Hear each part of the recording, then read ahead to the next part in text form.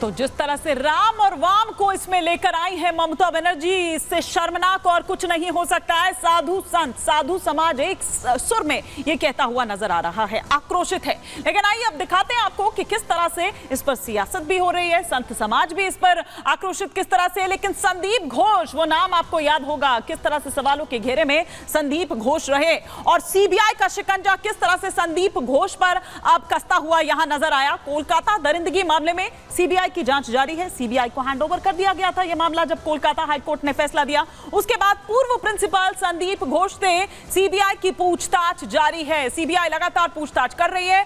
पूछताछ के लिए संदीप घोष को सीबीआई अपने साथ ले गई, उस जगह पर भी ले गई वारदात के बाद, क्योंकि अस्पताल में ही थे उस वक्त प्रिंसिपल थे संदीप घोष। और जब सवाल तमाम उठे उसके बाद संदीप घोष को इस्तीफा देना पड़ा। कई तरह के सवाल उठे, कई तरह के आरोप संदीप घोष पर लगे।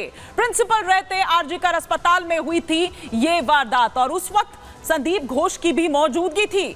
कोलकाता पुलिस की जांच में भी पुलिस का जो जिक्र है दरअसल संदीप घोष का, वो यहां हम आपको बता रहे हैं, वो भी दरअसल जिक्र इस पर किया गया था। लेकिन आइए, जिस वक्त संदीप घोष को गिरफ्तार किया गया, जिस वक्त सीबीआई ने ये शिकंजा कसा संदीप घोष पर, उस वक्त की ये तस्वीरें हम आपको दिखा रहे हैं। और ये अब से कुछ ही देर पहले की तस्वीरें हैं जब संदीप घोष को गिरफ्तार किया गया। ये तस्वीरें, ये सीबीआई के जो तमाम अधिकारी हैं, ये आप उस वक्त देख रहे हैं जो आरजीकर के पूर्व प्रिंसिपल संदीप घोष को अरेस्ट कर अपने साथ ले जा रहे हैं। ये उस वक्त की तस्वीर हम आपको दिखा रहे हैं और ये कुछ ही देर पहले की तस्वीर है। और साथ ही आपको ये भी दिखा दें, ये देखिए, ये संजय रॉय जो आरोपी है, जिसको गिरफ्तार इसमें किया गया, जिस पर रेप का और हत्या का आरोप है, ये उसको मेडिकल के लिए जिस वक्त टीम ले जा रही थी, ये उस वक्त की तस्वीरें हम आपको दिखा रहे हैं। तो हम ये दिखा रहे हैं कि किस तरह से अब इस मामले पर जो एक्शन है वो यहां पर देखा जा रहा है। उधर संदीप घोष जो सवालों के घेरे में थे, कई तरह के आरोप जिन पर लगे थे, उसकी भी गिरफ्तारी हो गई है। और ये उस वक्त जब संजय रॉय को जब मेडिकल के लिए ले जाया जा रहा था, ये तब हम आपको दिखा रहे हैं। और अब हम वो तस्वीरें आपको दिखा रहे हैं जब सीबीआई की वो टीम वहां पहुंचती है मौका वारदात पर, जहां पर ये वारदात हुई। एफएसएल की टीम क्राइम स्पॉट पर उस वक्त तमाम वो एविडेंस लेकर और 3D स्कैनर अपने साथ लेकर निकली सीबीआई। ये देखिए, ये 3D स्कैनर की तस्वीरें हम आपको दिखा रहे थे। वो जो ब्लैक बॉक्स, ये ब्लैक बॉक्स जो आपको यहां पर नजर आ रहा है, इसी के भीतर वो 3D स्कैनर है। 3D स्कैनर की मदद से तमाम वो जो सबूत है वो जुटाए जाएंगे सीबीआई द्वारा। कोलकाता रेप हत्याकांड कहां तक पहुंचा है ये हम आपको दिखा रहे हैं। और जब सीबीआई वहां पर पहुंची है, ये टीम वहां पर, एफएसएल टीम जो उसकी है वो वहां पर पहुंचती है, तो उसी वक्त हमारे सहयोगी जतिन भी वहां पर मौजूद थे। क्या देखा जतिन ने, क्या बता रहे हैं अपनी इस रिपोर्ट में, दिखा रहे हैं आपको उनकी रिपोर्ट। काले रंग का जो बक्सा लेकर सीबीआई की एफएसएल टीम यहां पर पहुंची है, उस बक्से के अंदर 3D स्कैनर बताया जा रहा है, जो कि फिंगरप्रिंट और ब्लूप्रिंट जो है वो उससे लिए जाएंगे। सीजीओ कॉम्प्लेक्स से ये टीम जो है वो निकली और अब सीधा उस इमरजेंसी वार्ड के तीसरे मंजिल पर पहुंचेगी, जहां पर ये पूरा इंसिडेंट जो है वो हुआ था। आपको बता दें कि जो भी इन्वेस्टिगेशन में चीज़ें निकलकर सामने आ रही है उसको ग्राउंड पर वेरीफाई कर रही है सीबीआई की टीम। और यही कारण है कि हाईली जो टेक्निकल चीज़ें हैं, टेक्नोलॉजी से जुड़ी चीज़ें हैं, उसका भी इस्तेमाल अब सबूतों को जुटाने के लिए साफ तौर पर सीबीआई करती हुई नजर आ रही है। जिस तरीके से पीड़ित फैमिली से पूछताछ की गई, जो इसी अस्पताल के डॉक्टर्स हैं, एचओडी से पूछताछ की गई, उनमें जो भी लीड निकलकर सामने आ रही है, उसको देखते हुए सीबीआई इस पूरे मामले को इन्वेस्टिगेट कर रही है। मेरे पीछे आप इमरजेंसी वार्ड देख रहे हैं, इसी के तीसरी मंजिल पे वो सेमिनार हॉल है। 1 हफ्ते का समय इस पूरे इंसिडेंट को हो चुका है और उसके बाद अब जब एविडेंस कलेक्ट करने की बारी सीबीआई को मिल रही है, तो हाईली क्वालिफाइड इक्विपमेंट्स के साथ अब जो सीबीआई है वो यहाँ पर पहुंची है। तकरीबन 4 लोगों की टीम है। ब्लैक बॉक्स उनके पास है, जिसमें हाईली जो टेक्नोलॉजी के से जुड़े इक्विपमेंट्स है वो उनके पास मौजूद है। और उसी के जरिए तमाम जो फिंगरप्रिंट है, फुटप्रिंट है, एक तरीके से ब्लूप्रिंट है पूरे स्पॉट का, वो सीबीआई की एफएसएल टीम एनालाइज करती हुई नजर आएगी। तो तमाम वो जो सैंपल्स हैं वो कलेक्ट करने के लिए इस वक्त वहां पर वो जो टीम है वो वहां पर पहुंची हुई है और उस वक्त हमारे सहयोगी जतिन भी वहां पर मौजूद थे। लेकिन इस वक्त जतिन खुद मेरे साथ जुड़ गए हैं। जतिन, मैं इस पर तो आपसे बात करूंगी, लेकिन पहले आप शायद उसी जगह पर मौजूद है, तो पहले मेरे को वहां का अपडेट दे दीजिए। अभी क्या क्या चल रहा है इस वक्त वहां पर? टीम वहीं पर मौजूद है?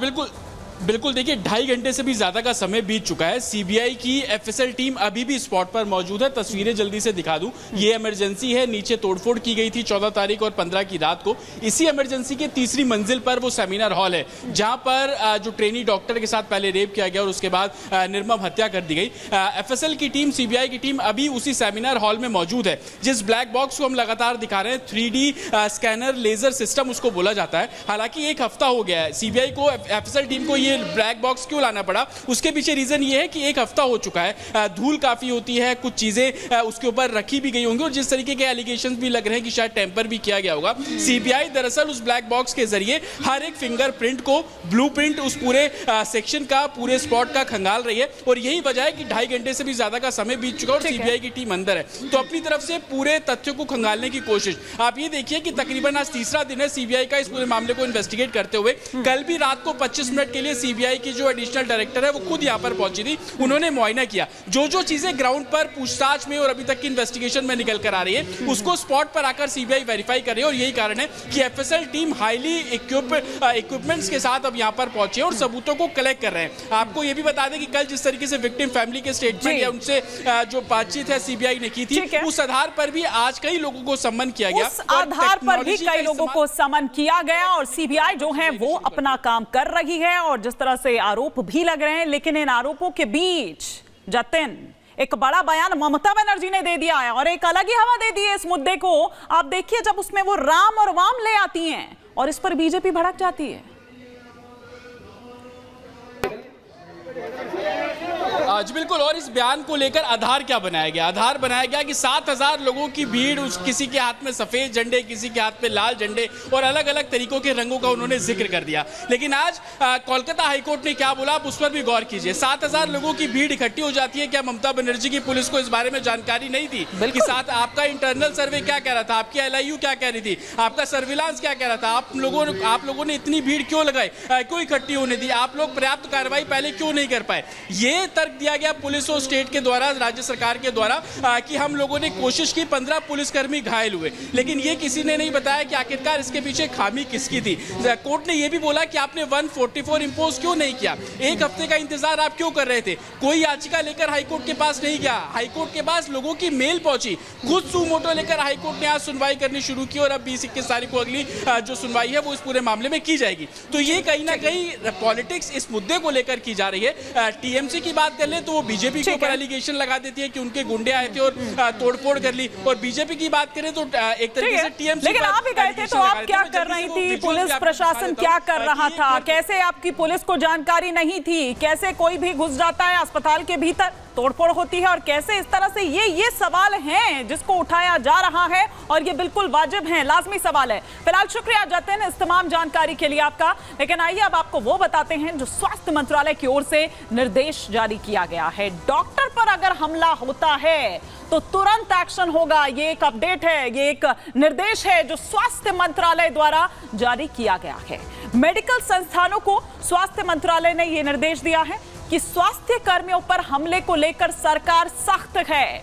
अगर इस तरह की कोई भी घटना होती है तो 6 घंटे के भीतर FIR करानी ही होगी, यह स्वास्थ्य मंत्रालय का कहना है। डॉक्टर्स पर हिंसा की रिपोर्ट 6 घंटे में कराएं, इससे ज्यादा वक्त नहीं लगना चाहिए और सरकार इसे लेकर सख्त है।